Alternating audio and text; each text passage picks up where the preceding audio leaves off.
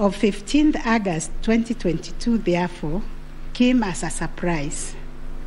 As the public waited for the chairperson of IEBC to declare the final result, sporadic violence broke out at Bomas.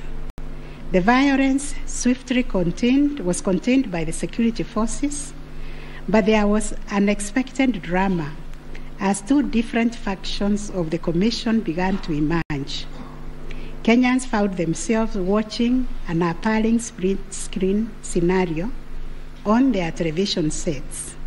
On one part of the screen was the chairperson readying himself to declare the results in accordance with Article 138(10) of the Constitution. On the other part of the screen were the four commissioners on the runs of the Serena Hotel, Nairobi, from where they announced that they would not own the results that were soon to be declared by their chairperson. The four commissioners informed the public of their rejection of the yet-to-be-announced results, terming them opaque due to the manner in which the chairperson had been conducting the verification and tallying exercise. In his affidavit dated 25th August 2022, Justice Nyangaya averred that the chairperson's actions during the tallying and verification exercise at Bomas made it difficult to ascertain the total number of votes cast and the actual number of votes attained by each candidate, so as to enable him authoritatively state the commission and declared accurate results. All the petitioners have anchored their arguments for the nullification of the 9th August presidential election in Taharia on the walkout from the Bomas by the four commissioners. They contend that by rejecting IEBC's results on grounds of opaqueness of the verification and tallying process, they called into question the credibility of the entire election. They further submitted that being in the majority out of the 7-member commission, their view should prevail and the election should be nullified. It is the petitioner's argument, therefore, that a dysfunctional commission cannot deliver a credible election. We note that apart from their 11th hour denunciation of the verification and tallying process and their averments regarding the conduct of the chairperson, the four commissioners have not placed before this court any information or documents showing that the elections were either compromised or that the result would have substantially differed from that declared by the chairperson. Critically, they have not explained why they participated in a verification process when they knew that it was opaque up until the last minute. Indeed, at the Serena Hotel press briefing, the four commissioners acknowledged that thus far the entire election had been managed efficiently and credibly. The chairperson on his part did not make matters any better by maintaining a stoic silence, even as things appeared to be falling apart. All this, in our view, points to a serious malaise in the governance of an institution entrusted with one of the monumental tasks of midwifing our democracy, an institution that obviously needs far-reaching reforms, of which we shall say more in our detailed reasons. But are we to nullify an election on the basis of a last-minute boardroom rapture, the details of which remain scanty and contradictory between the chairperson of the commission and some of its members? In the absence of any evidence of violation of the Constitution and our electoral laws, how can we upset an election in which the people are participating without hindrance, as they made their political choices pursuant to Article 38 of the Constitution? To do this would be tantamount to subjecting the sovereign will of the Kenyan people to the quorum antics of IEBC. This we cannot do. Clearly, the current dysfunctionality at the Commission impugns the state of its corporate governance, but does not affect the conduct of the 2022 election. In view of the foregoing, we are satisfied that notwithstanding the divisions apparent between the chairperson and the 4 commissioners, IEBC carried out the verification, tallying, and declaration of results in accordance with Article 138(3)(c) and 10 of the Constitution. Issue number 7, whether the declared President-elect attained 50+1 of all the votes cast in accordance with Article 138 of the Constitution.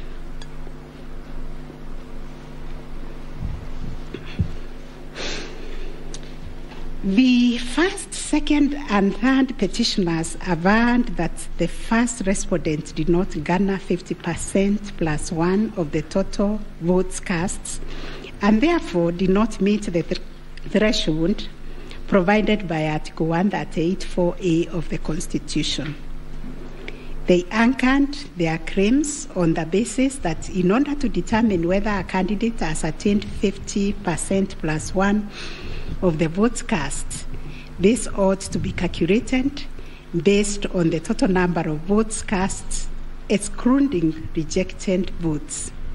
They argued that 50% of 14,353,165 votes, in their view, were the variant votes cast, which amounted to 7,176,582.77 votes. They therefore contended that by attaining 7.176141 votes, the first respondent did not meet the constitutional threshold to be declared president-elect. Supporting the claim that the first respondent did not meet the 50+1 constitutional threshold was the 6th petitioner. His contention was founded on the backdrop of a press briefing issued by the chairperson of IEBC after the official closure of voting on 9th August 2022. According to the 6th petitioner, the chairperson of IEBC announced that the voter turnout was 65.4% of the total number of registered votes based on the verification of the KIMS kits which were functional during the process of voting.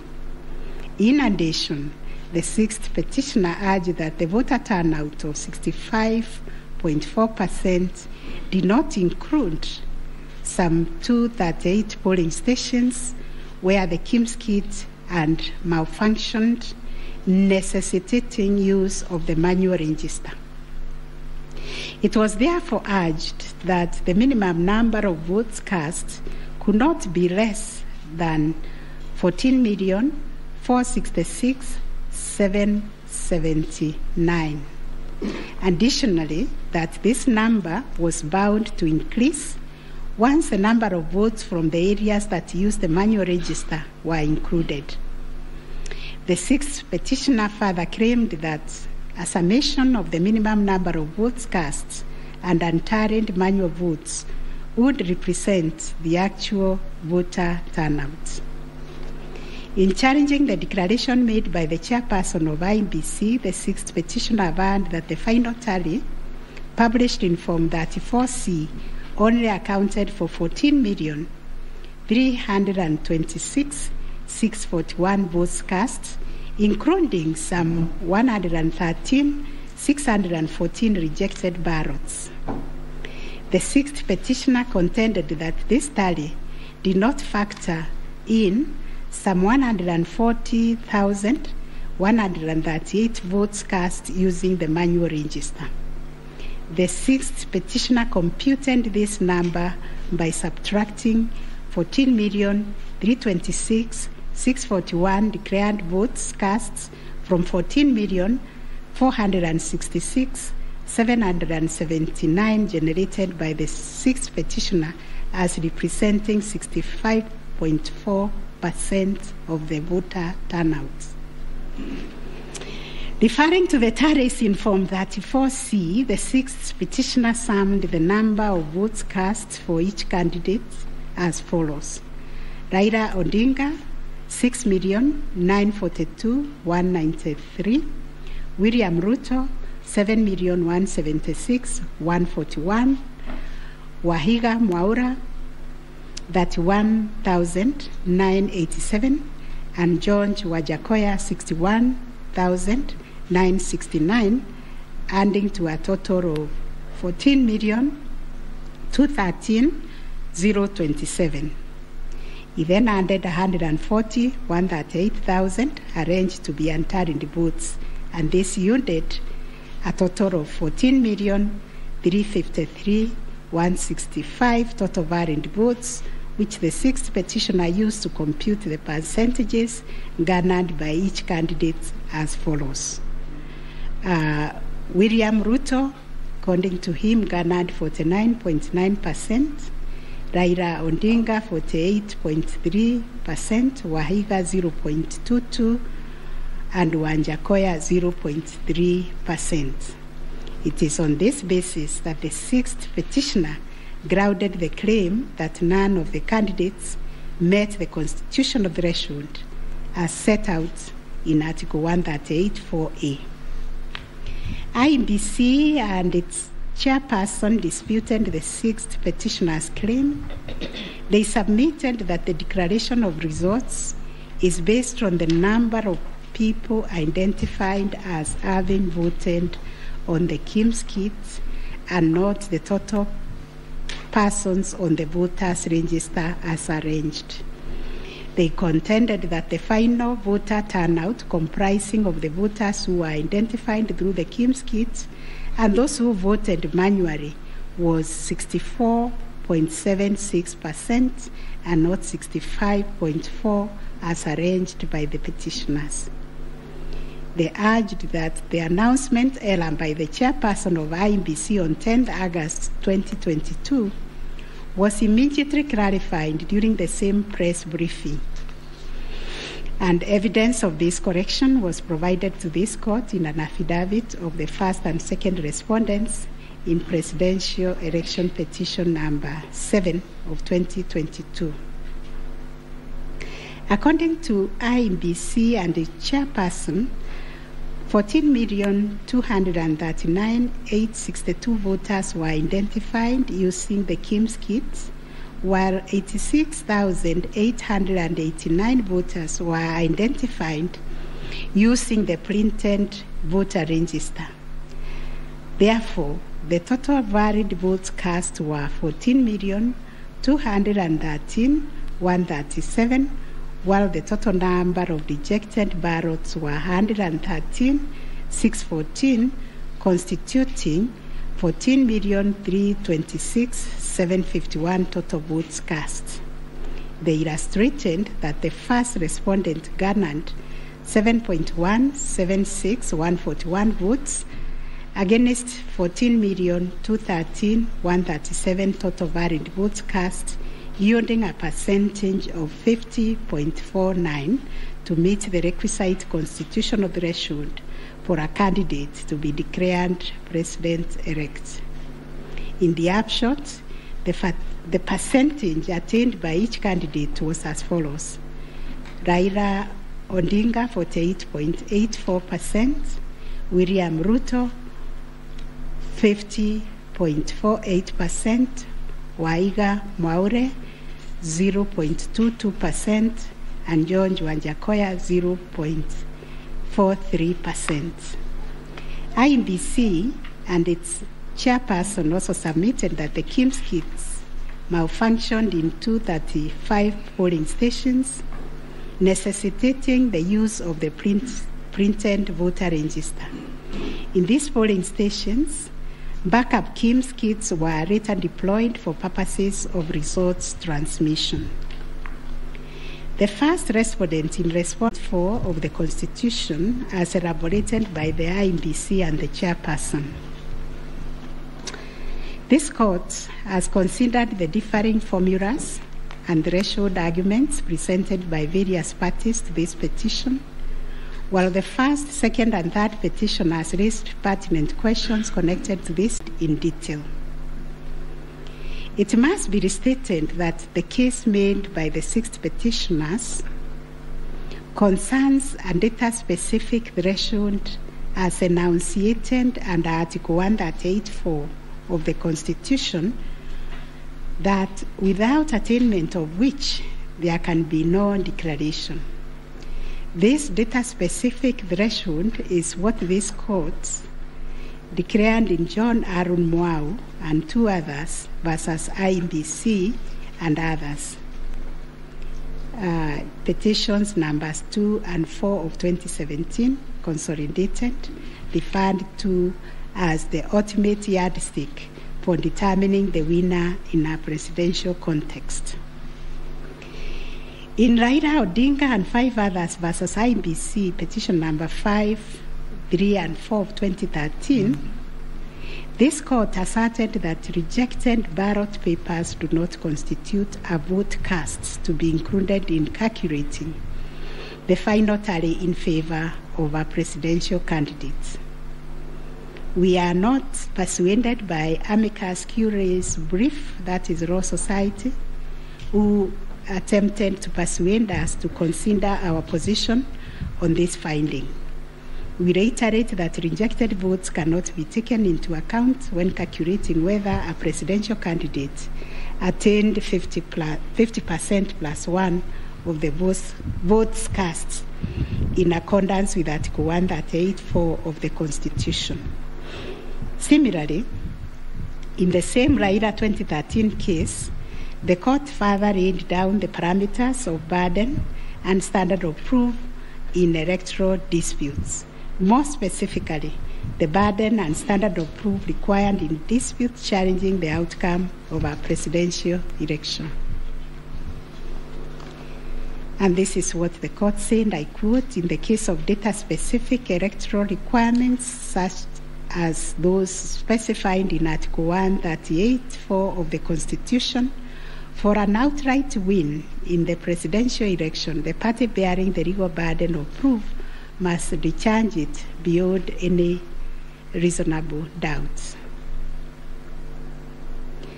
The question that follows was whether the petitioners challenging the attainment of 50% plus 1 constitutional threshold and the computation by the 6th petitioner in general met the standard of proof settled by this court in Raila 2013 case. The premise of the 6th petitioner's percentage computation was a press briefing made by the chairperson of IEBC on 10th August 2022, when the evidential burden shifted to IEBC and its chairperson, as it does in election cases. They produced video evidence correcting the percentage voter turnout to read 64.6 at the time of the briefing. This percentage, however, did not include reports from all the KIMS kits and 86,889 voters who were identified manually using the printed register of voters. In our view, the assertion by the 6th petitioner that the percentage voter turnout was firstly predicated on the uncorrected percentage given by the chairperson of IEBC was negated by evidence adduced to prove the correction. Secondly, the 6th petitioner based his percentage of voter turnout on the total number of registered voters, while the chairperson of IEBC made reference in the press briefing to the number of registered voters who were identified through the KIMS kits progressively. The 6th petitioner also asserted that rounding off of votes cast in a presidential election as a means of assessing the threshold under Article 138(4) of the Constitution kills and bans voters, which is illegal and unconstitutional. We have deliberated on this proposition and found that it is not mathematically sound and that the rounding off done by IEBC and the chairperson was correct. Consequently, we find that the petitioners did not provide a watertight case to warrant the setting aside of the results of the presidential election on the basis of not having met the threshold provided under Article 138(4)(a) of the Constitution. On the voter turnout, therefore, we find that the formula predicated on the number of voters identified through Kim's kit progressively and used by IEBC and the chairperson to generate a percentage of 64.76% was correct. Having settled the issue of voter turnout, we must ask ourselves whether in the making of the declaration, the chairperson of IEBC applied the formula in Article 138(4) of the Constitution, which is total votes cast less rejected votes divide by 2 must always give 50% plus 1 vote. Given the numbers that were presented to us by IEBC and the chairperson, this would translate to 14,213,137 divided by 2 plus 1, which makes 7.106,569. The question that must inevitably follow is whether this formula, when applied, will confirm that 7,106,569 votes is less than 7.176,141, which represents the number of votes received by the first respondent. We find that it is, as such, on the basis of the foregoing formula and from the numbers provided by IEBC and the chairperson and the declaration by the chairperson of the president-elect on 15th August 2022, it is our finding that the declared president-elect attained 50% plus 1 of all the votes cast in accordance with Article 138(4) of the Constitution. Issue number 8, on whether there were irregularities and illegalities of such magnitude as to affect the final result of the presidential election. Although the petitioners have provided numerous averments pointing to possible irregularities and illegalities marked by failure of technology, arranged voter suppression, printing and utilization of Book 2 of 2, EU preparation by the IEBC and its chairperson, commission indiscretions, transposition anomalies, agent absence, and many others, we are of the view that the pointed illegalities and irregularities were not of such magnitude as to affect the final result of the presidential election. We will delve deeper into the details of this issue in our recent judgments. Last issue, what reliefs and orders can the court grant? Under Article 163(3) of the Constitution, it is provided that the Supreme Court will have A, exclusive original jurisdiction to hear and determine disputes relating to the election of the office of the President arising under Article 140. And Article 140 provides, I quote, a person may file a petition in the Supreme Court to challenge the election of the President-elect within 7 days after the date of the declaration of the results of the presidential election. 2, within 14 days after the filing of a petition under Clause 1, the Supreme Court shall hear and determine the petition, and its decision shall be final. If the Supreme Court determines the election of the President-elect to be invalid, a fresh election shall be held within 60 days after the determination. In exercising its jurisdiction pursuant to these provisions, the court sits as an election court with a mandate to determine the validity or otherwise of the election of the President-elect. It is clear to us that the jurisdiction of the court is quite circumscribed in terms of the orders or reliefs it can grant following the hearing and determination of the election petition under Article 140 of the Constitution. In the event the court determines that the election of the President-elect is invalid, it must make an order nullifying the election. Consequently, it has also to make an order directing IEBC to hold a fresh election within 60 days after the determination. Should the court determine that the election of the President-elect is valid, it shall issue a declaration to that effect. The court has then, as a matter of course, to make an order dismissing the petition with or without cost, as the case may be. In the strict sense, therefore, these are the only orders that the court may make under the Constitution. The court cannot assume jurisdiction that goes beyond the purview of Articles 163(3) and 140 of the Constitution. However, nothing stops the court from issuing orders or reliefs by way of recommendations. Indeed, since 2013, this court has issued many recommendations arising from the determination of 3 petitions challenging the election of the President-elect. The recommendations are meant to improve our electoral landscape and hence aid in the development of our democracy. In this regard, this court has been greatly aided by the contributions also of the amici curiae, and the court places a heavy premium on those briefs that were filed and those which were admitted.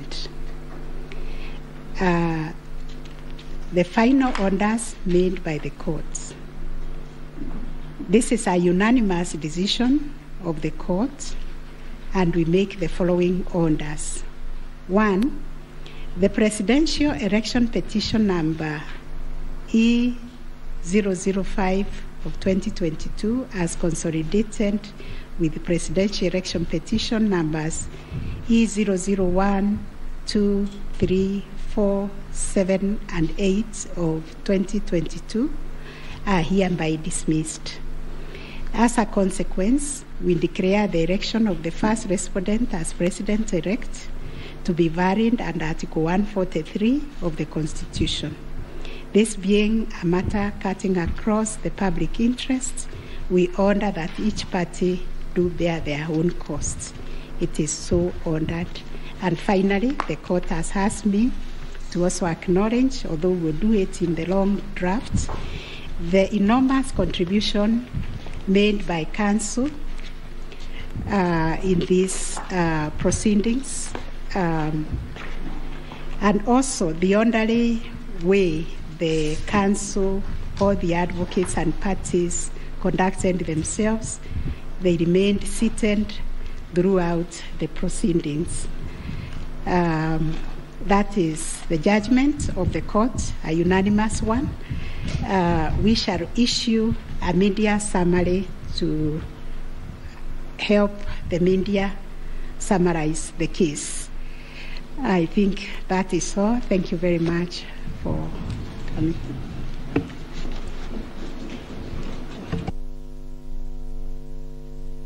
My Lady, Madam Chief Justice, and the learned judges of this court, again, I am requested by my colleagues to thank you most profusely for your labors into delivering this judgment, listening to all of us, and giving our nation this judgment so that we may move forward. Thank you, and God bless you.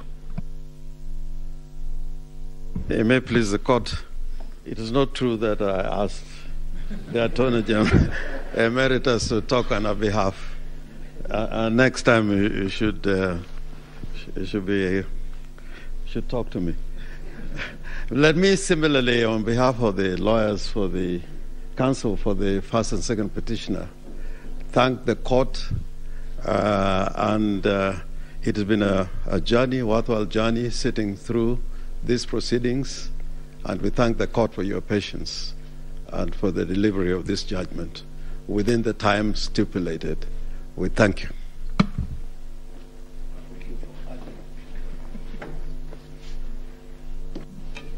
Madam President, members of the court, I wish to request just a couple of minutes for the chairperson of the Law Society of Kenya to make a few remarks in appreciation of the work that the court and Kenyans have done on this exercise, if you allow. Thank you. I call upon Mr. Eric Theuri to come and make his remarks. It is also his birthday. I would have sung happy birthday for him.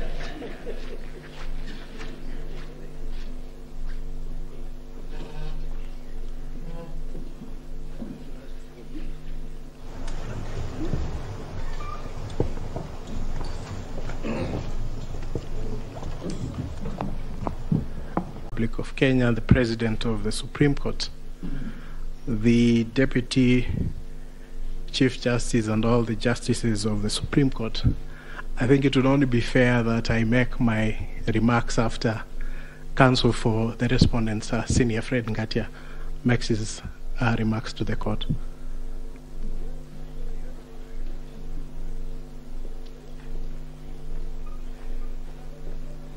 Madam Chief Justice, thank you very much. It's so kind for the President to acknowledge that age goes before youth. Mine is to thank the court, to thank my learned friends for the effort we all expended.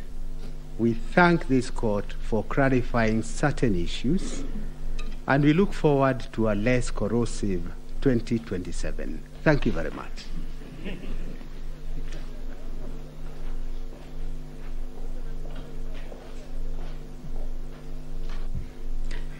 Madam Chief Justice, Madam Deputy Chief Justice, it's so nice to have two madams at the same time, and members of the court. Since there are only men talking, I decided that I should become a woman and talk. It's becoming too much of a male affair in here. But on behalf of I think we were the third petitioner, I wish to thank you, and you've clarified the Regulation 87.4, which I was feeling very passionately about, that it was unconstitutional from what I've heard. But thank you very much for the time you spent, and we do apologize if at times we looked like hooligans. I mean, you have said we behaved well, but we didn't behave as well as we should have. But thank you very much for your time and for delivering this judgment.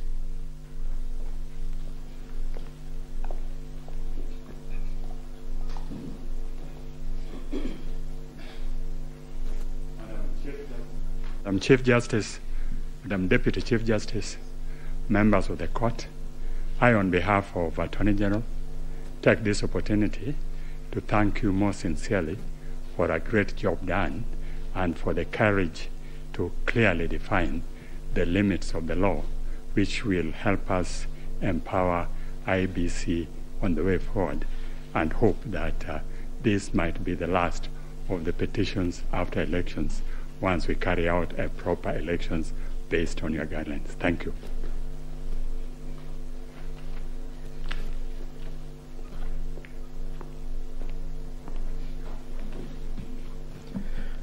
The Chief Justice and the justices of the Supreme Court, on a light note, my members would be extremely worried if we take the submissions of Senior Counsel Orengo that this should be the end on account of fees.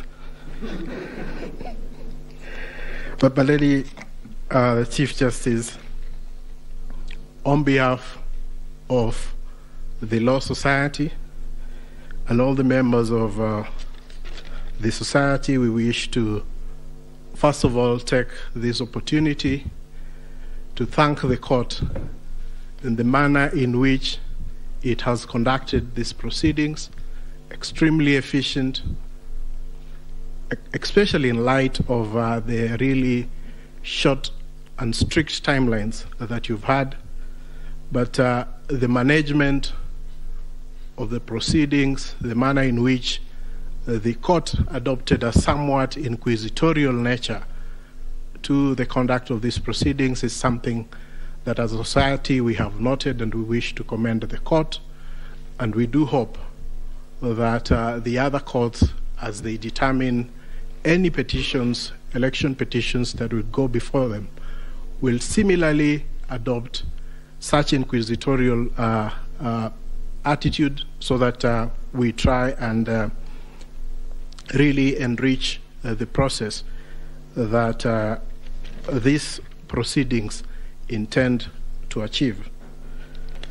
Secondly, I wish to also thank the council, all the advocates who have appeared before you. They have demonstrated extremely high standards of decorum and courtesy, and have also demonstrated a flair for persuasion of the court, including the use of PowerPoints, and of course the now famous Pinky Pinky Ponky mimic.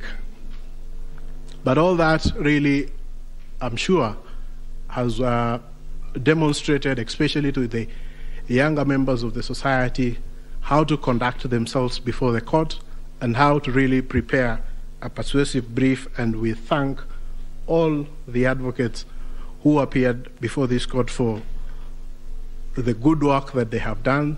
And of course, as a society, we feel extremely proud that they have been able to raise the profile of the advocates in this country a notch higher from their presentation.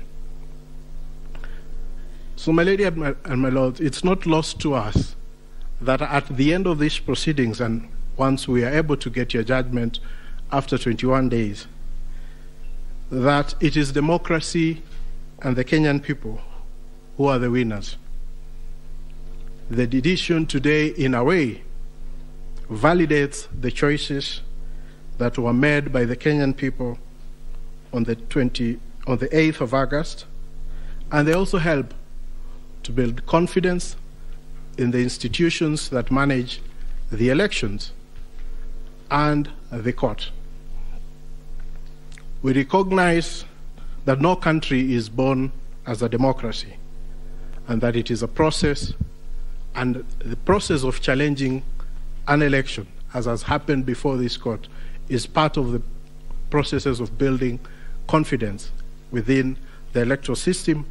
And we thank all the petitioners for choosing to challenge the results before this court. But at the end of the day, Kenya stands tall as a beacon of democracy, and we're very grateful that we've had this opportunity also as a law society to appear before the court and to give an amicus brief which the court has had time to consider. So we thank you and we wish you a good day. I know it has been a long 14 days, but you can rest, and we'll be looking forward to the decision that you deliver within 21 days. Thank you so much, my lady and justices of the Supreme Court.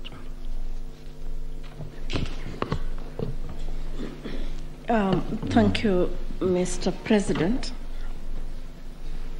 I have been asked by the President of our court to react to your submissions, and in so doing, I am obliged to say that we are truly humbled by the statements that you have just made.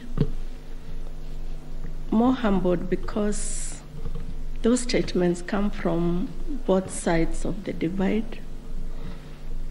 And thank you for appreciating what we have to do within a very short while.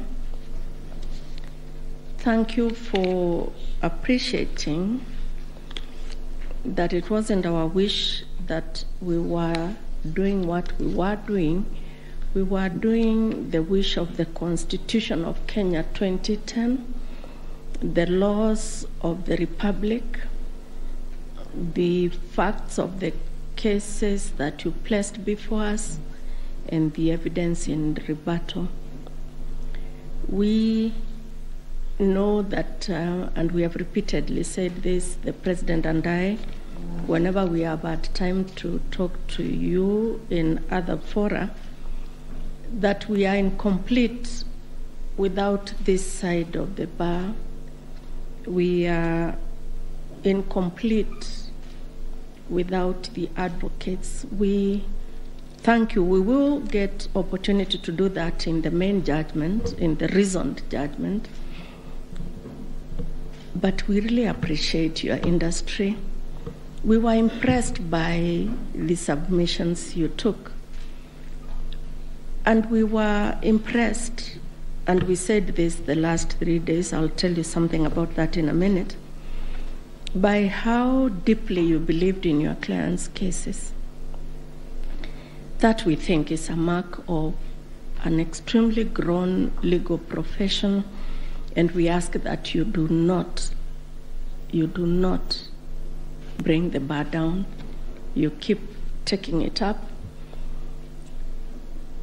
In any contest of whatever nature, and even if we say there are no winners and losers, and even if we say that the winners are the Constitution and the people of Kenya, the truth is that some 6 million Kenyans will not be happy today. But that's the nature of the work we do. What we hope, and we hope you can advise your clients and our brothers and sisters that are the Kenyan people, that that is what was expected. One side had to win. One side had to be in total or a great extent of compliance with the Constitution and electoral law than the other side. That's how we saw it. We thank you very much. We, the 7 of us, have not slept since we parted company on Friday. I think it is showing on our faces. And we thank you that you appreciate that we work under difficult circumstances, especially because of time. As ground rules, we agreed when we left you here on Friday that we would not pick any of your calls. A lot of you called us, but we just couldn't pick your calls. And I hope you understand that we couldn't. We saw that you were trying to call us, but we just could not pick the calls. I hope you understand. And now if you allow us, again, on behalf of these 7 men and women, thank you very much for appreciating what we have to do. Thank you for giving us the honor to serve this country in these capacities. And let's hope that we can continue to grow our democracy this way. And thank you very much for everything you also do for the country. And now you allow us to go home and sleep. Thank you. The court is adjourned.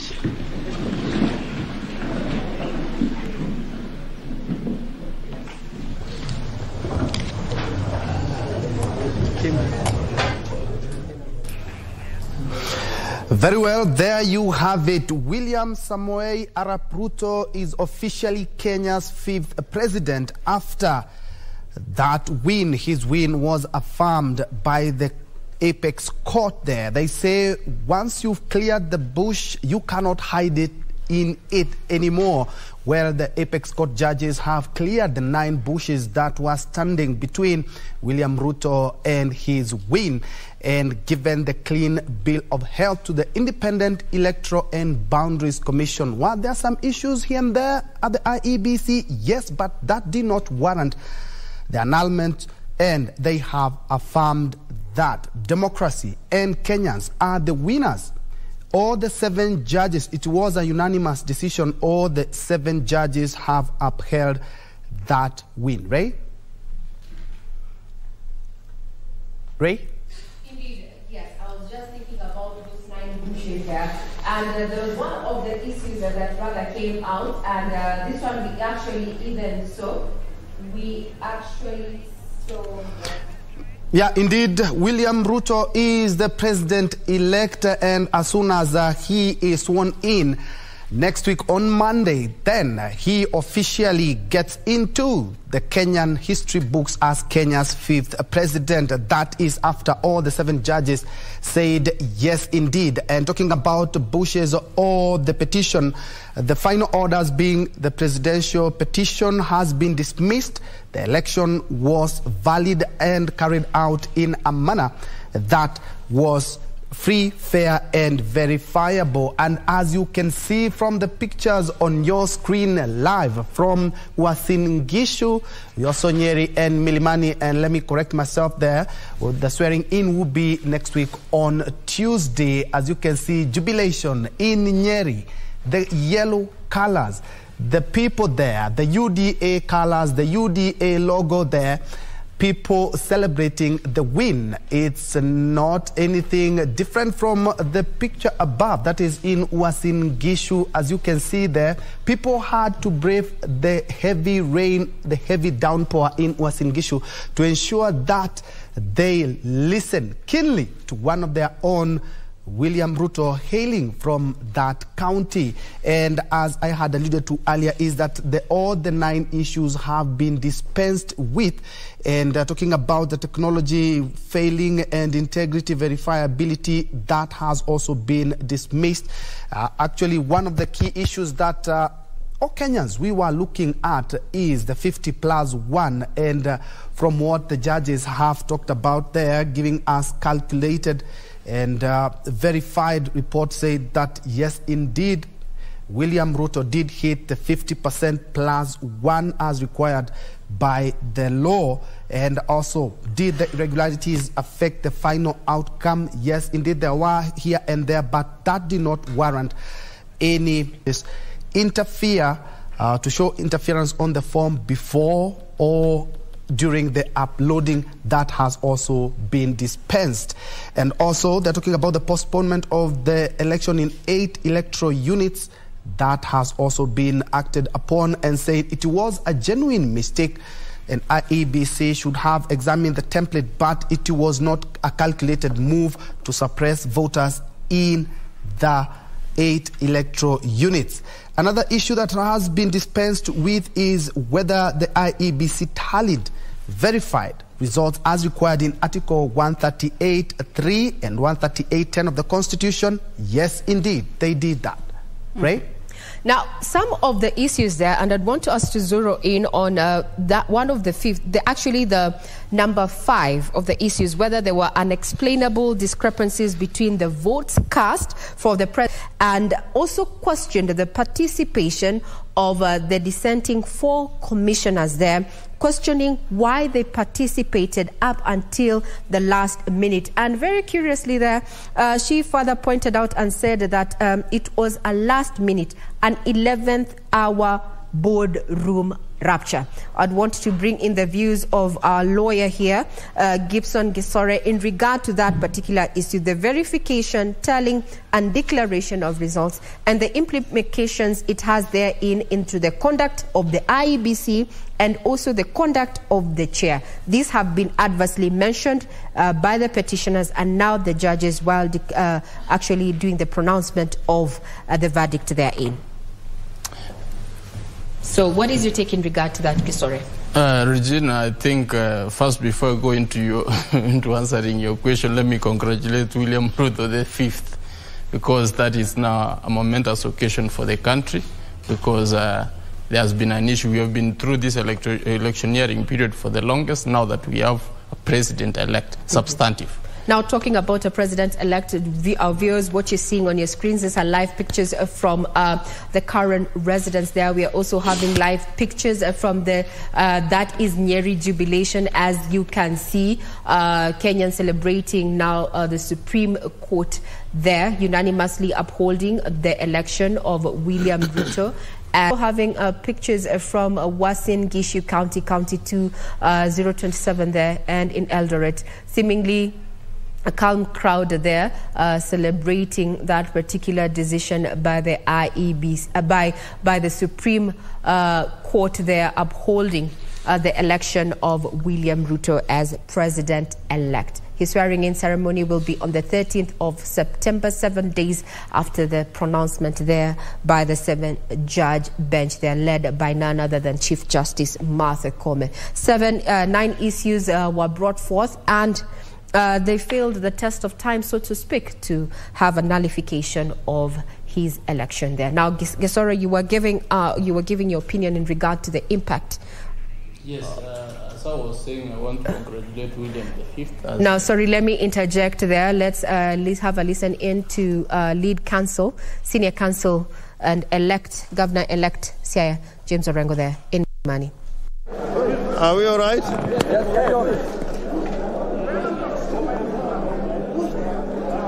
First and foremost, I want to thank our team of lawyers. As we know, we are a team of nearly 50 lawyers, and we have been working very hard for the last 14 days, this being the final day. Secondly, we want to thank our clients, the petitioner number 1, Raila Amolo Odinga, petitioner number 2, Martha Karua, and other eminent persons in this team, including senior counsel Stephen Kalonzo Musyoka, for having their trust and confidence in this team of lawyers to prosecute their case in petition number 5, which has been consolidated with other petitions, and put their case before the Supreme Court. I want to say without a fear of contradiction that we do not agree with the decision of the Supreme Court. Like Al Gore, I will say we accept the decision, but we do not agree with it. And I'm saying this as a seasoned practitioner that courts sometimes make mistakes which have to be corrected over time. Courts make political decisions. As you know, in the United States of America, there has been a long-standing case that has been held as universal truth of jurisprudence involving women's rights, Roe versus Wade. It took them 50 years to overturn that case because of a Republican Congress and a Republican president and a Supreme Court that was basically appointed by Republicans. And therefore, I want to say, yes, in accordance with the law, we got to accept this decision as the law of the land. But I think it is a very ideological decision. I think there are a lot of what was said in the judgment, and we'll have time when that judgment comes out to put out a critique. But all it means is that in our jurisprudence, the petitioners will always have a big burden to carry when you have an electoral commission which is not open and transparent. The best way for this court to have made a decision was with the servers to be fully opened and all the election materials be placed before the court, as would happen in a case where justice has to be rendered. As you know, and I am saying this again without fear of contradiction, we wanted a comprehensive audit of not only the technology that was applied by the Electoral Commission, but we wanted a proper audit, although time was of the essence. But I think we had sufficient time to carry out a proper audit, including looking at the issue of the foreign intruders, the Venezuelans, which you'd notice the court avoided in making any comment about those intrusions and invasions of the system, the technology, the IT structure. That again, the court did not refer to, but probably in the judgment, the recent judgment that is coming on the 21st, they will say something about it. And therefore, I want to end by saying the rule of law should prevail. The court normally has the last word in making a statement as to what is the law of the land. But as citizens who are sovereign, we're entitled to disagree, and disagree very vehemently. I think the court, in conducting the proceedings during the hearing, I think they were patient. They listened to us. It is only the outcome that we do not agree with. Finally, I think our clients, the two petitioners, Raila Amolo Odinga and Martha Karua, may be addressing another press conference, but we are happy to talk to you on this issue. And have a watertight case, but we saw them talking about forgeries and wild goose chase. Did that surprise you? No, I mean forgeries. When the DCI, the Director of Criminal Investigations, what do we put before the court? A lot of it was from an agency of government. I didn't see them talking about similar incidents in matters concerning the Independent Electoral and Boundaries Commission. That's why I was saying it was a little ideological. They were looking for things on which to destroy our case, but similarly not taking sufficient time to look at what happened on the other side. And that will be another story for another day. Would you admit you might not have been well prepared for this case? We were very well prepared. What are the I think compared to 2017, we were a lot more well prepared. What would be the 2 or 3 points of mistake that you say the court might have made mistake on that? Fundamental. In 50% plus 1, I think they were ideological. We are using the baseline of total registered voters in the land as against those who turned out to vote. If you read any legal material on what should be a turnout, including the Black's Law Dictionary, turnout is normally based on the registered members in a country as against those who turn out to vote. So there are so many other examples we can take up. Are you still confident that lost on all grounds? Yeah? On all the key 8 issues you lost? The issues that the court formulated, but we're quite happy to live with it and talk about it another time. Philip, you want to say something? Just on the idea that we lost on all 8-9 points, we find it incredible that that could be the holding of the court. In more than several of those cases, we had overwhelming evidence.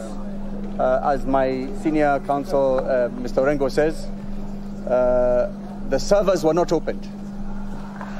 The involvement of the Venezuelans for a full month before, half a month before the elections and up to the 16th of August was not explained.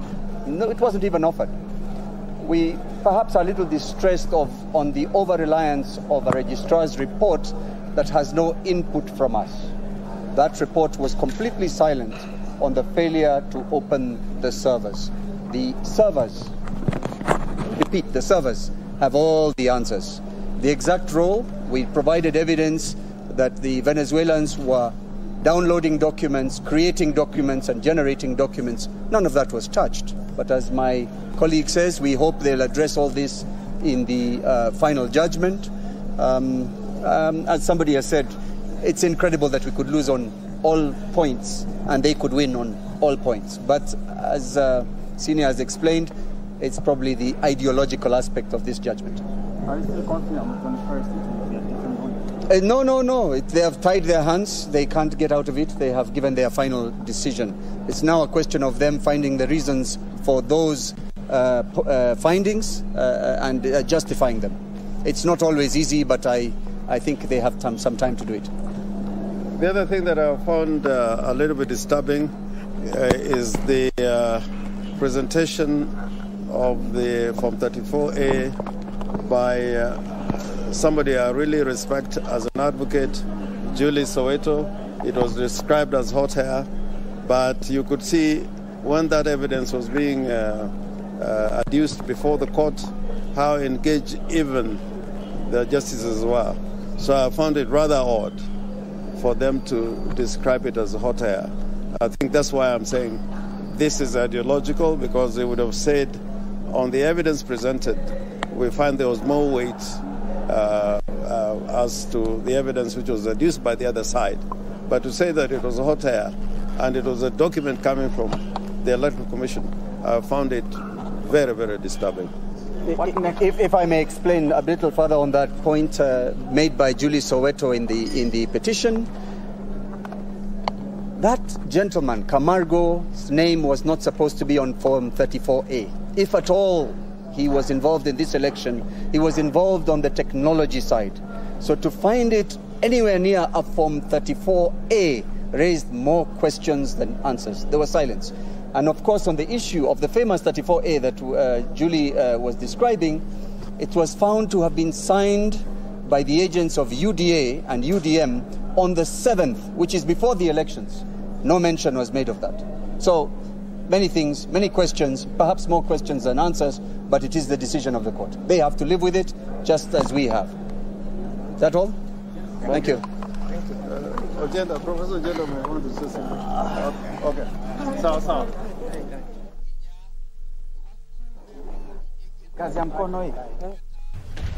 Well, that is the first press conference held by the petitioner's lawyer, Raila Odinga's lawyers. They are led by Senior Counsel James Orengo and Philip Murgor. And as I said, is that they are opposed to that judgment. Let's hear what the Nyeri governor has to say in regards to the same, but we will be crossing over there to know exactly their sentiments or sampling some of the sentiments of leaders. As you have seen, Uasin Gishu is packed, as you can see on your screen.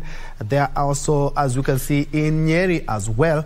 Earlier on, we had a live feed from the president-elect residence in Karen, but the live picture that you can see on your screen is live from Uasin Gishu, where it is the home of the president-elect William Ruto. And indeed, as you can see, they have braved the rain to just listen up to the whole judgment by the 7 judges, and they are elated. As you can see, earlier on they were dancing to that, but as the lawyers representing the petitioner have talked about, is that despite the overwhelming evidence, they say that without any fear of contradiction, they do not agree with the decision and say that mistakes are to be corrected over time, challenged availing of election materials for comprehensive audit, but they say that they will look at the judgment keenly after the 21 days that the judges have talked about,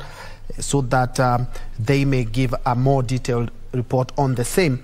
They say they were more prepared than the year 2017. Ray, they say that they were even more prepared than 2017. Yes. And looking at all the issues were trended on by the 7 apex judges for a unanimous decision as well. Indeed. And yes, Troy, yes, that is something that has come up there from Senior Counsel James Orengo there, who was leading a contingent of at least 42 lawyers, for the Azimio la Umoja One Kenya coalition there, putting off some of the prayers that they wanted. And they're saying, well, history has taught them something else, something new. In as much as they were prepared, well, it did not go their way, and they have picked that issue that all they have not even have had a single win or reprieve in all the 9 issues that the Supreme Court judges were making a decision on, and they said they even had some quite weighty evidence in some of the prayers that they sought. Remember, the question is, one of the issues was whether there was interference in the uploading of the transmission of the Form 34A from the polling stations to the IEBC public portal. This being the second issue that was they were seeking to have a judgment all. However, according to the Supreme Court judges there, who are unanimous in their decision that saw the upholding of William Ruto as president-elect, that no credible evidence was presented to show interference, as well as the judges went further to just say that even with the findings of the scrutiny of 14 polling stations, there was no evidence, and that all the forms that were uploaded at the portal vis-a-vis what they found after scrutiny of the 14 polling stations is that the documents that were uploaded by the IEBC portal vis-a-vis what was found after that scrutiny that was ordered by the Supreme Court is that the documents were original and did tally. Then also they said that another issue that took is that whether there were unexplainable discrepancies between the votes cast for the presidential candidate and other elective positions, while declaring the judgment there, that are reading out the judgment, is that yet this is an Martha Koome there said that this was an unproven hypothesis and there were no rendering them insignificant discrepancies to have the 7-judge bench annul, or rather nullify the election of William Ruto as president-elect in the August 9th polls. Those are just some of the live pictures of what is happening in various parts of the country, including Nyeri, Uasin Gishu, and a bit of CBD there. We'll be having a listen into what is happening in Karen, where we understand that leaders under the UDA,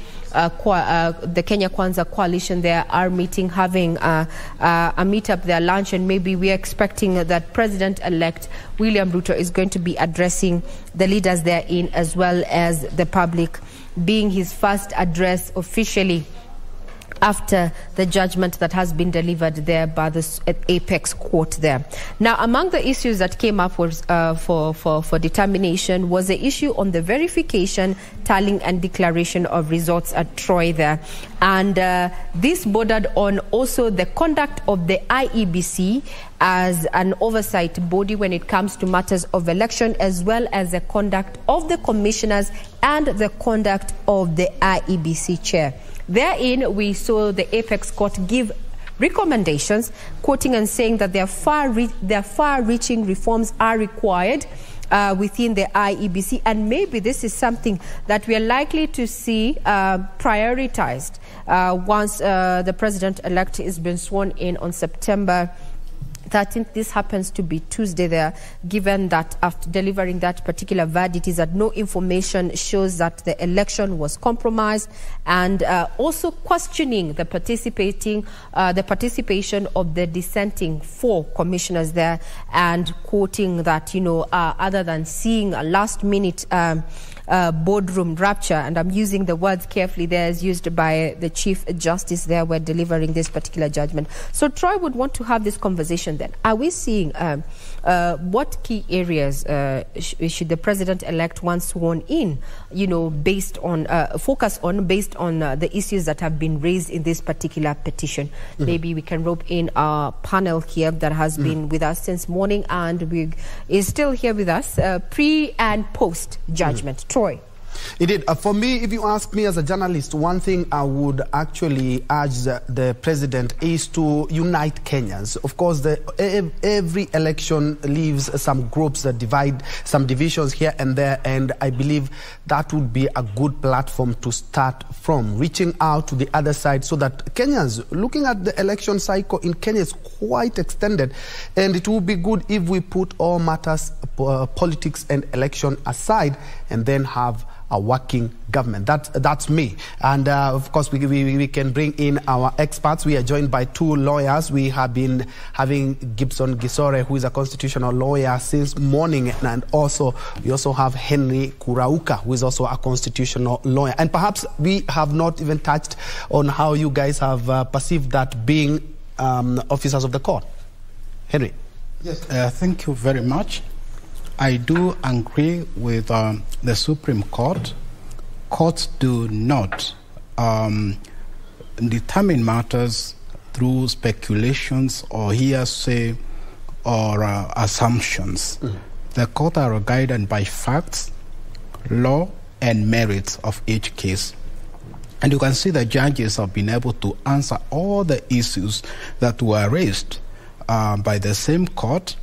And I do agree that their findings are illegal because they are the only two alternatives, either to validate or invalidate the elections. That is the power of the court. The other thing I would like to state is that for the entire judgment, that's where we may find the recommendations. That is within 21 days. We will be able to read the entire judgment and try to see the recommendations brought by the Supreme Court.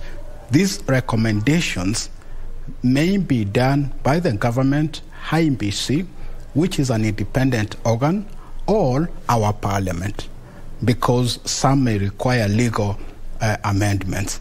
The other thing I would like to say is that courts do not conduct elections.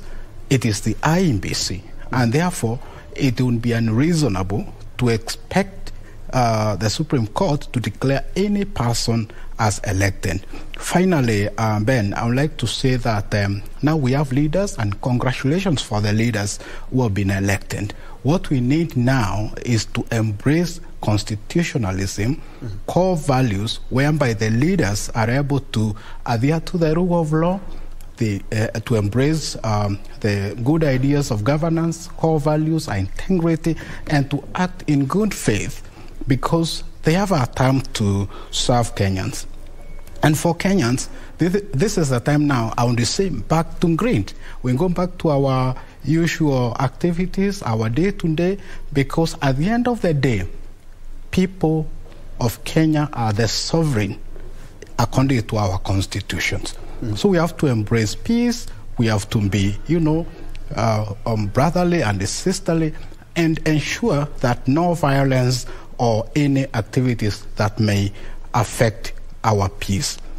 Perhaps I would take this opportunity to say congratulations to our president-elect, who will be sworn on 13th of September, which is a public holiday by dint of the presidential assumption office. And just a quick one. What stood out for you as a lawyer and in regards to that judgment, and bearing in mind that all judges affirmed and all issues were thrown out?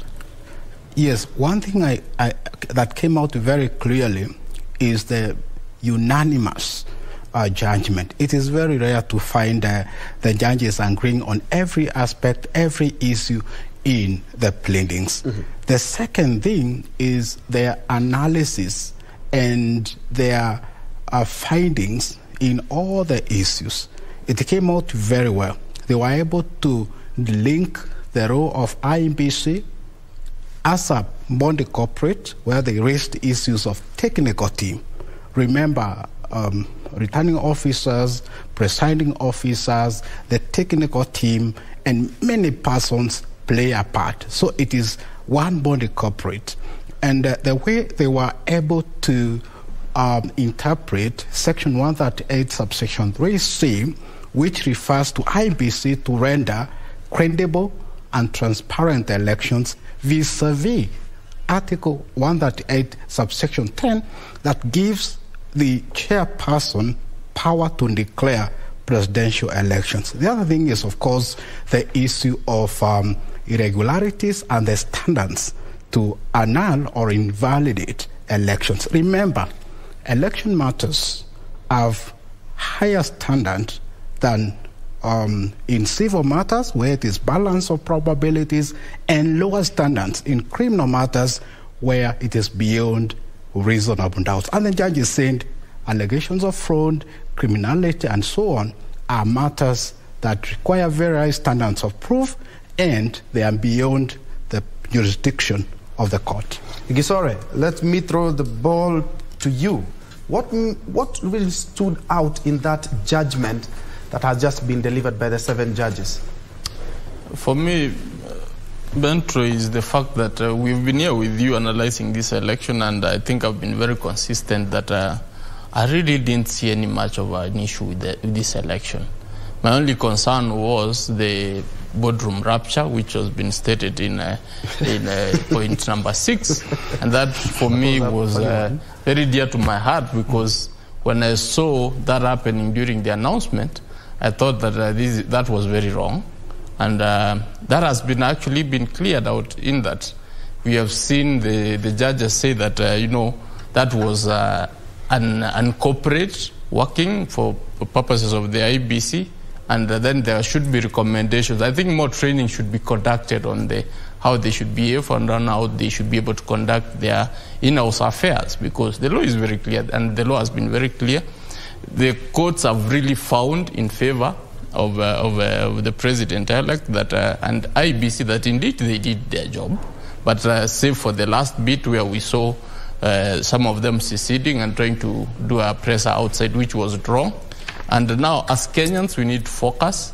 We need to go back to our jobs. We need to actually do that, which because as one of I'm sorry to quote this, one of the advocates for Kenya Kwanza did mention that this case was all about a lot of noise with nothing, over nothing. But indeed, the opposition, we have seen Senior Counsel Orengo do state that it's unfortunate for them that their side really didn't actually didn't win on any of the issues. But the judges, I think, have been very clear. They have been able to itemize point by point by stating that, yes, this came by, this was the response, and this is what we found, that indeed they didn't reach the threshold. I told people that the case was a very good case, but what matters is the evidence, now, because courts rule on evidence. Now, Gesore, since you've brought us to that point, the issue of, in your opinion, as a legal mind, what caused the Azimio camp this particular petition, from where you sit? Evidence. Evidence, evidence, evidence. But everything they claimed to have had, actually, if we just go back to what Orengo, Senior Counsel Orengo said, and also Philip Murko there, part of the team there, they said that in some areas they had concrete evidence. This evidence did not move the court that indeed it was qualitative enough. They came with a lorry full of evidence, but it was not qualitative enough. Because if you listen to Mahakama read the judgment, she was very articulate that this was the allegation on this petition. This is the response we got. And we didn't find it. And then she goes on to qualify their statement that we looked at it from both ways. Some of them were actually realized to be, and then the key issues which they were relying on were actually sensationalized, which is really unfortunate because it's good for the media, but as a legal mind, from where I stood, I only told people, I only hoped that, because you're trying to annul the will of the people, you need to come with alternative numbers. There were no alternative numbers. That's where, for me, key for me was point number 5 and point number 7. Once those ones did not meet the threshold, I knew this thing was already gone. Yes. What is the likely fate of IEBC going forward, looking at the recommendations that has been made by the Apex Court in regard to that there needs to be, a review, so to speak, reforms are required within the IEBC? What impact will this recommendation, is it likely to have? I will only wait for the judgment in 21 days, I think, if I'm not wrong, Mahakama said, to see what kind of recommendations they are giving. Because for me, IBC is at the center, is the man at the center of this election. And we need them to act in concert. So we need to actually demarcate the role of the chairman and the commission vis-a-vis the commissioners, because that's where the big issue came. We didn't have any issue with the commission, which was selling and verifying. And then the aspect that who is given what, because Nyangaya was trying to state that, I'm the one in charge of IT, but I was not involved. So those are some of the issues we want set out. Is it that once you've been given a role, what is your district? Now we have to do in-house our housekeeping for the IBC, and that's really unfortunate for us because we expect them to do that for themselves. Now let's have a listen into what is happening on ground. These are just various sights and scenes. We are currently in Eldoret, which happens to be in Uasin Gishu County, County 2027 there, and as you can see, Kenyans have come out in significant numbers, so to speak, and they're celebrating. We understand there were some showers, but this did not keep them out from, celebrating here. That the apex court there, 7 judges have unanimously upheld the election of William Ruto as president-elect, and we expect in the next 7 days he's going to be sworn in. 7 days from now is going to be the 13th of September. These are just sights and scenes happening in Uasin Gishu County. Let's just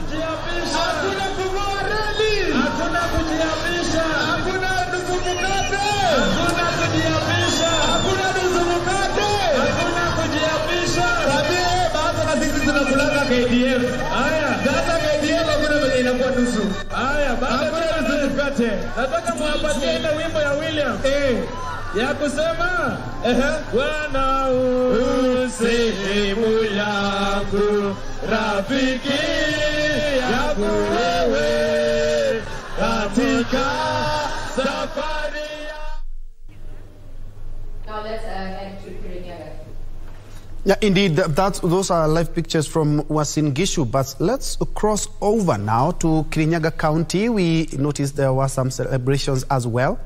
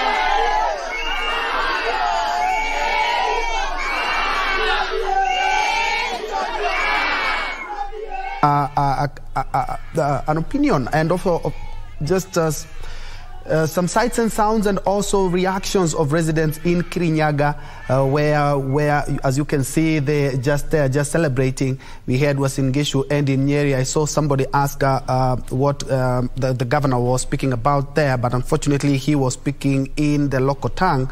And so as soon as we have those speeches in Swahili and English, we'll be crossing over to just get a feel of the reaction of leaders. Earlier on in Karen, as you had seen in some pictures earlier on, we heard is that a lot of leaders elected on a UDN Kenya Kwanza ticket were there and they were watching it as a group. We do, of course, expect a link from there. We expect the president-elect to be making one. And let's have some reactions from Nyeri County now.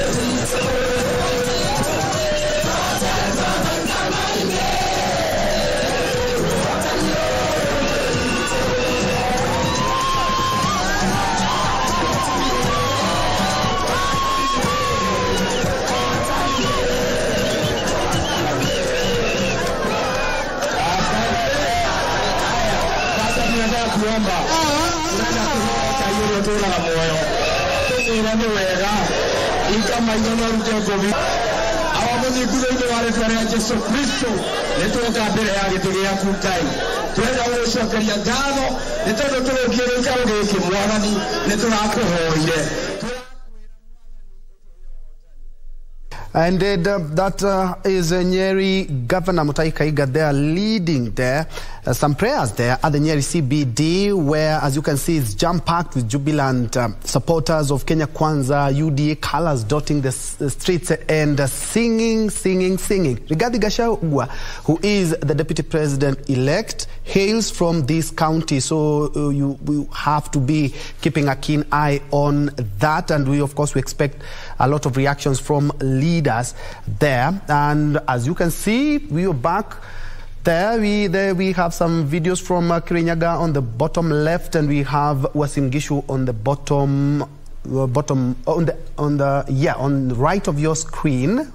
And if my director can guide me on the bottom right of their screen, this should be images from Kisumu, right, my director? Anyway, we're just keeping a keen eye and traversing county after county, just getting some of the reactions after the Apex Court made its determination on the presidential election, which all the 7 judges have affirmed President-elect William Ruto, setting stage for the swearing in on Tuesday next week. Ray? And the question is, now that this particular verdict is out there, what lies ahead for IEBC Chair Wafula Chebukati? Maybe we can hear from our counsels there. We listened to Henry Kurauka there. What does this mean? Because he has been adversely mentioned in this course of this particular petition. However, we have not had any criminal charges inferred on him, and this particular judgment does it exonerate the chair?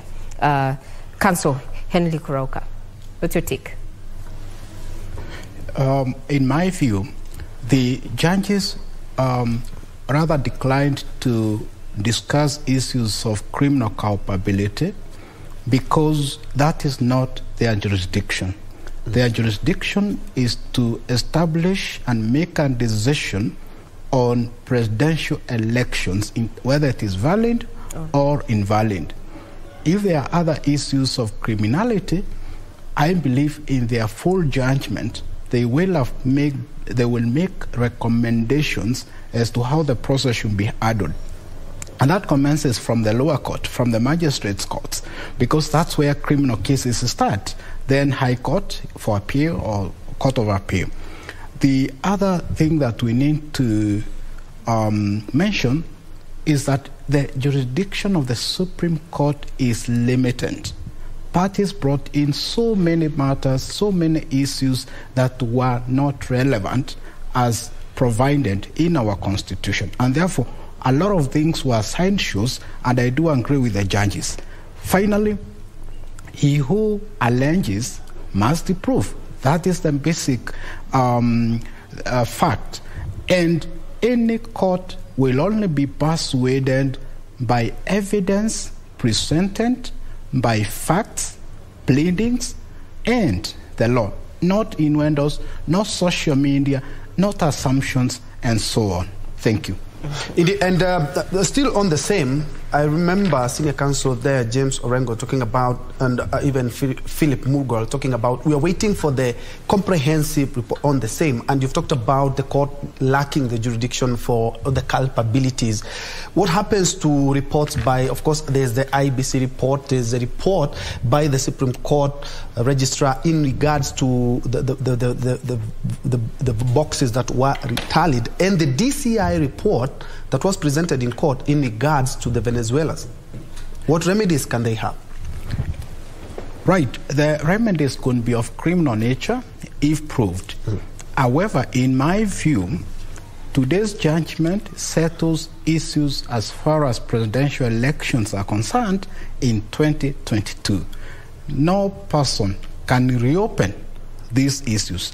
However, where there are criminal issues, those issues can be dealt with in accordance with the law. And I'm informed there are a number of criminal cases pending relating to the election process, because if the returning officer or presiding officers commit a crime under Elections Act, they should be punished as per the law. But let me say this. This fight by the commissioners is wanting. We must condemn it, and in future, we want a united corporate entity. Let all commissioners sit down and resolve issues in-house, because coming to the public is not only threatening our peace, but it is also sending a very unfortunate image to the world, considering that IEBC is an independent body. It cannot be influenced by any other party under our constitution. Indeed, and perhaps to come to you, Gisore, I know this is not the right time to bring this up, but it's something that, of course, it has to be heard. That is, of course, there was a petition that had been filed in court even before the petition by Raila Odinga. There was a petition filed in court in regards to the swearing in of President-elect. What happens? It's still pending in court. Bentro, I guess, yes, there was that petition, I think, was it by Senior Counsel Kibe? Kibe, yes. Kibe. It was the advocate representing. Mm-hmm. I really haven't heard much about it. Mm-hmm. I am not sure whether it was even given a date, or if it was given a date, was it before this period or after? Because if it's given after, mm-hmm. then it means the swearing in will just go on if there were no conservatory orders. Mm-hmm. We could only be discussing about it if there were conservatory orders issued that indeed that cannot be able to go on till that matter is heard and determined. Mm-hmm. But in the event that there was no indication or any intimation from the court that that is the issue, that they are issuing conservatory orders for the swearing in of the president-elect and the deputy, then it means the process will go on as usual, and then the matter will later be heard and determined with whatever orders which will be issued. Then, of course, it means it didn't move the court to see that it was necessary to issue orders to stop that particular swearing in. Mm-hmm. And Kurauka, looking at all the presidential petitions that we've had, the Apex Court had the opportunity to have a look at, we are seeing quite a paradigm shift from all other judgments. Indeed, you did say that the court is not bound by its own precedent, but this is the first time that we are having all the issues struck out and all the judges affirming. Yes, and I commend the Supreme Court for that. Indeed, the IEBC chair appears to have followed the last Supreme Court judgment to the letter. Mm-hmm. That was his greatest defense. He came with it, he said, I complied with each and every recommendation. I disagree with my colleague. As far as presidential election is concerned, mm-hmm. today it is the end of the game.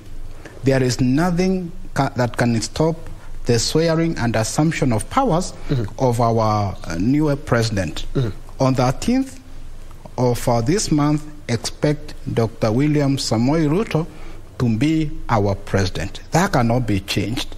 And you see the Supreme Court in the BBI case mm-hmm.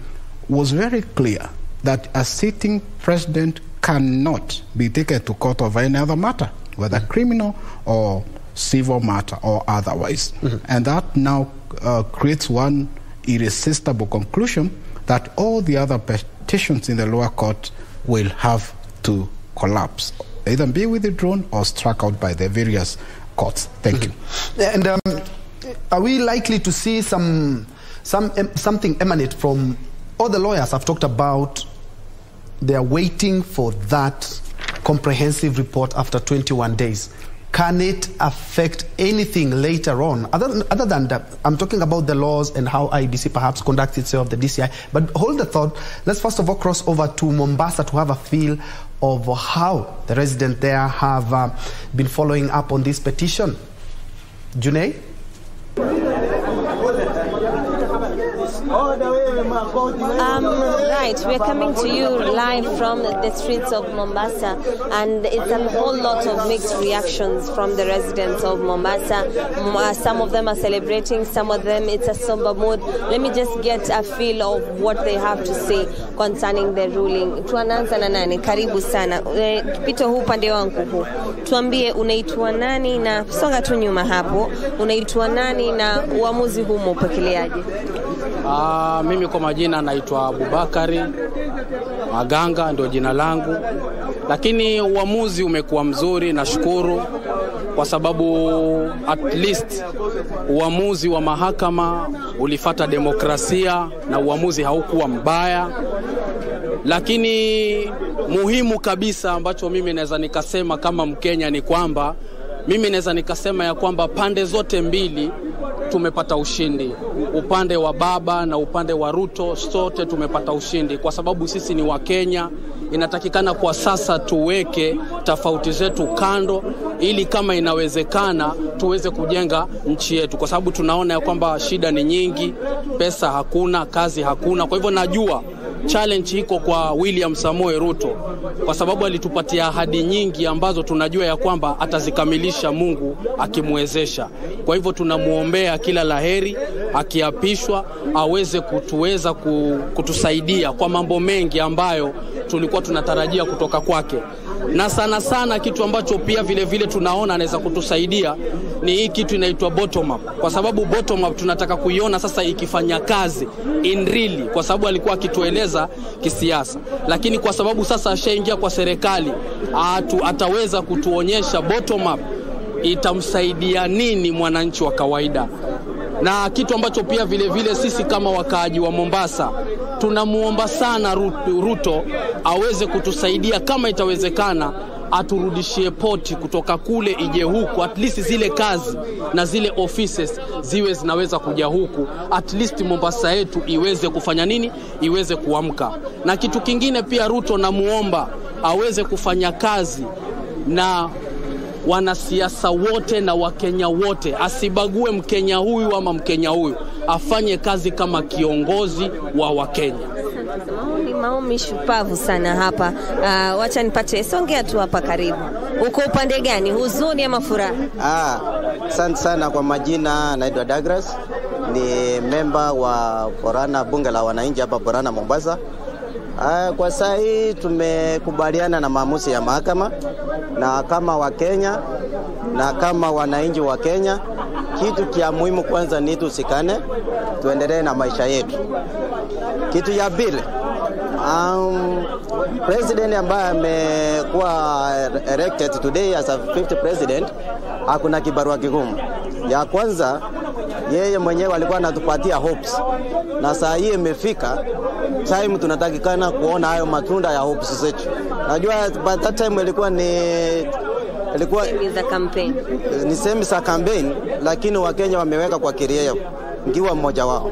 Na kitu cha pili, yeye kama kiongozi na huyu mwenzake walikuwa wanashindana na yeye, wote wako na wafuasi.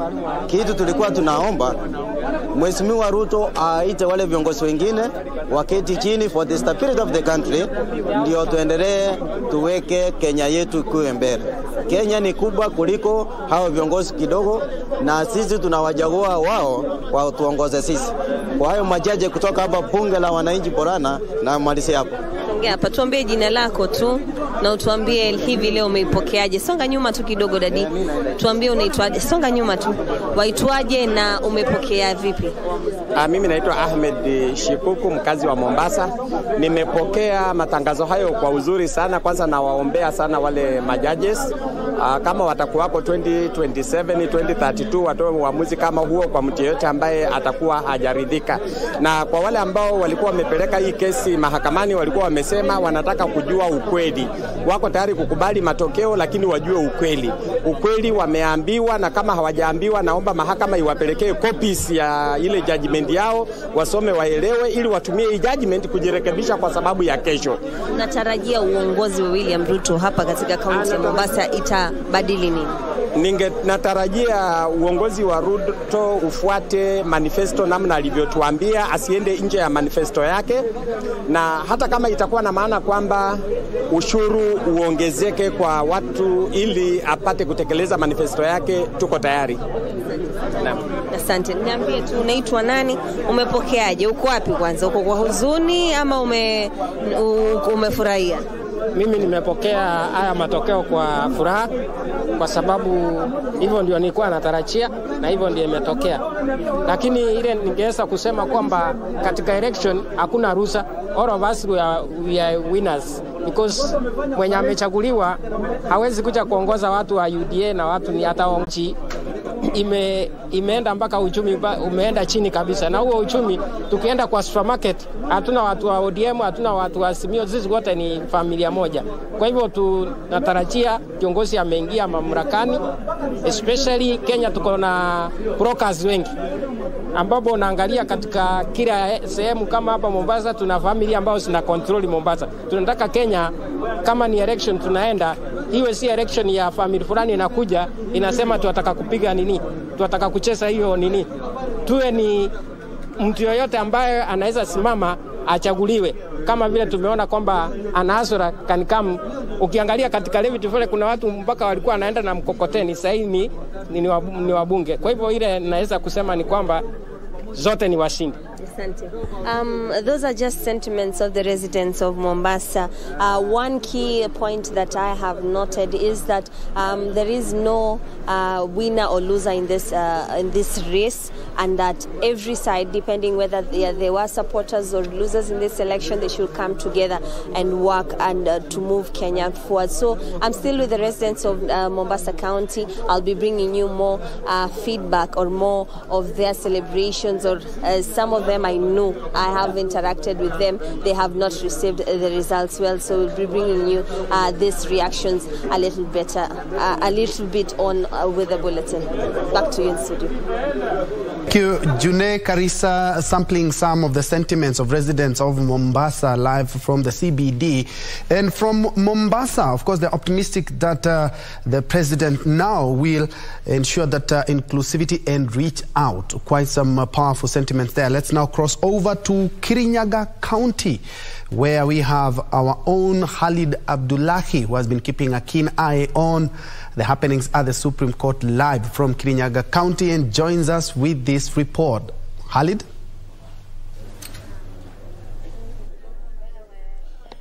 Sadakta kabisa mwenzangu Ben Troy, njoo huko studioni katika makao makuu ya shirika la KBC kule Nairobi, na tunakujia moja kwa moja kutoka kaunti ya Kirinyaga, hususan katika soko la Kirogoya Market, ambapo baada ya mahakama ya upeo kutupilia mbali ile kesi ambayo iliwasilishwa na kinara ama kiongozi wa Azimio la One Kenya kutupiliwa mbali, siku hii ya leo kulikuwa na sherehe ya cha haja hapa katika eneo la Kirogoya, ambapo wakazi katika eneo hili wameonekana kusherehekea uamuzi wa mahakama ya upeo. Na katika pitapita zetu tumepata kuwaona kuwa wakisherehekea vigelegele, nderemo, vifijo ya aina yake imeonekana hapa katika soko la Kirogoya. Na nataka tu nikupatie tu taswira kamili, kwani sitaki kutumia mate ilhali wino uko. Nataka kuongea na moja ya wakilishi wa eneo hili ambapo anafahamika kama Eric Mchina, angalau atupatie tu maoni yake na ni nini hasa wanatarajia. Karibu sana kwa KBC, shirika la KBC, angalau utupatie maono yako na jinsi taarifa hiyo imekufikia. Kwanza kabisa ni kuwashukuru wakaaji wa Kirogoya. Majina ni Eric Mchina, mwakilishi wa wodi eneo la Kirogoya. Kwanza kabisa tulikuwa na matumaini makubwa sana, na tukasema leo ni leo, asemaye kesho ni muongo. Na tumeshukuru majaji 7 ambao wametoa uamuzi siku ya leo, na wakaidhinisha kuwa rais wetu wa 5 ni si mwingine bali ni William Samoei Ruto, ambaye ni kinara wetu wa chama cha UDA. Kwa hivyo watu hapa ni shangwe na nderemo, kwa sababu waliomba, wengine walienda fasting, wengine pia walikuwa na matumaini makuu lakini kwa siku ya leo hata venye tumeona kwa koti la upeo ambalo ni Supreme Court, tumeona masuala yale ambayo iliwasilishwa na watu wa Azimio ni masuala ya ambayo haikufikia, ambayo masuala ilikuwa ya uongo, ambayo masuala ilikuwa ya fitina, ilikuwa mambo mingi ambayo pia siku ya campaign kinara wetu pia alisema vile tu alisema sisi tuko na Mungu na wananchi, lakini wale walijigamba wakajipiga kiburi wakasema tuko na deep state, sijui tuko na nini, tuko na... Nataka nikukatiza hapo katikati. Yes. Tumeona kuwa baada ya uchaguzi Wakenya wamedumisha usalama, hususan pia sasa hivi. Je, unawahimiza nini Wakenya katika maeneo tofauti? Kwanza kabisa hapa Kerugoya niliwaambia supporters wangu pia wa viongozi wengine baada ya uchaguzi na baada ya rais mteule kutangazwa yeye ni mshindi, tunashukuru Wakenya wote, hata wenye wako Kisumu, hata wenye wako Kibira, hatukuwaona wakingoa reli, hawakuchoma manyumba, walidumisha amani. Na tunaona kwanza Kenya mahali imefika ni mahali Kenya imekomaa, kwa sababu ile civic education yenye tulikuwa tunapea watu wakati wa campaign, tunawaambia regardless matokeo yapi, regardless ni Ruto atatangazwa kama mshindi ama ni huyo mwingine ambapo ni Ruto alitangazwa mshindi, tulikuwa tumeambia watu wadumishe amani. Na kwa swala hilo tumeona kabisa watu wamedumisha amani, na viongozi wote especially wa supporters wetu wa chama chetu cha UDA waliweza kudumisha amani. Tuliweza kuambia tugojee matokeo ya Supreme Court, tugojee majaji 7 vile watafanya uamuzi, tukawaambia watulie na wakatulia, na tumeona kwamba wametulia mpaka hali siku ya leo. Naam, sasa nataka tulegeze kamba, tutoke kwa wakazi twende kwa viongozi. Mmepewa mamlaka. Yes. Je, unawaambia nini ama wito wako ni nini kwa viongozi ambao wamechaguliwa sasa hivi? Kwanza kabisa ni kushukuru wakaaji